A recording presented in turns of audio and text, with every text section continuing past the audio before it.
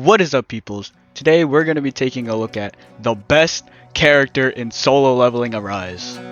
Before we start, don't forget to like and subscribe and leave a comment down below who you think the best character is in Solo Leveling Arise. Let's get into it. Solo Leveling is an action RPG game that releases in 3 days on May 8th to global and is currently out in Thailand and Canada. The game consists of many characters that you can collect from the hit webtoon and anime Solo Leveling, but only one character can I call the best. The best character to build and level is Kim Cho. Having great versatility and support, Kim Cho is a light element SR tank character, providing shields and breaks for his team. If you don't know, breaks are essential in this game. Most bosses and powerful enemies have a shield called a gauge bar, which can only be broken with break moves. There are currently 3 break moves in the game, being light break, medium break, and heavy break, dealing damage respectively. Once a break gauge is broken, the enemy will gain the break effect, which your damage will increase as the enemy will be dazed. Kim Cho, base, core, and special attacks all deal break damage, which makes Kim Cho a beast against any boss. Though all Kim Cho's skills deal break damage, his best skill is Fierce Roar. This skill deals AoE damage equal to 1085% of his defense at level 1 and 1627.5% at level 10. Along with it, dealing light element damage and having a cooldown of 12 seconds. But, most importantly, this skill does heavy break damage and stuns the enemy for 3 seconds if the last attack hits in the combo. This skill also increases his defense by 30% for 10 seconds, which links perfectly with his passive ability, which is create a shield equal to 2.5 of Kim's defense after he uses any one of his skills.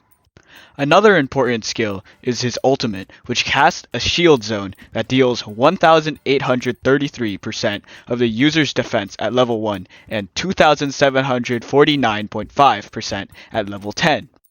The shield zone is a large area on the battlefield that decreases damage taken by 30% and applies a shield equal to 25% of his defense to him and his allies in the zone. This is a great feature for when you're fighting with shadows and maybe future co-op. More on that in an upcoming video. Finally, we have his Iron Will support skill, which is used to support Sungjin Woo when you are playing him. For example, in the main quest or gates. This skill deals 637% at level 1 and 1309.39% at level 10 of Kim's defense, with the light element damage and medium break damage. Along with this, it gives Sungjin Woo Impenetrable, an effect that creates a shield equal to 40% of Kim's defense, which lasts for 10 seconds. This is broken as it allows Sung to go for long casting spells like Commander's Touch, which takes Sung 2 or 3 seconds to cast without getting interrupted by an enemy's attack. This leads us into Kim Cho's team comps. Kim Cho's strength comes greatly from his versatility in team comps, being able to fit on any team. With Kim Cho's skill, he can support any team providing stuns and shields along with buffs with the right artifact sets.